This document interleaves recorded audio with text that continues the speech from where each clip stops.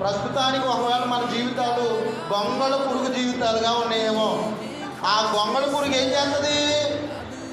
ఒక సురక్షితమైనటువంటి ప్రదేశాన్ని ఏర్పాటు చేసుకుంటుంది. ఏమండి, ఆ సురక్షితమైనటువంటి ప్రదేశం నుండి రోజు బయటకు రావడానికి చూస్తుందా? ఏం చేస్తుంది? అక్కడే ఉంటుంది. ఒక దీక్ష తీసుకుంటుంది. ఏం తీసుకుంటుందమ్మా? ఒక దీక్ష తీసుకుంటుంది.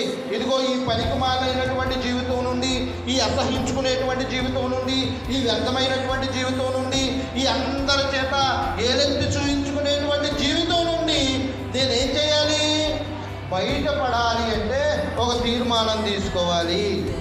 ఏం పడాలంటే?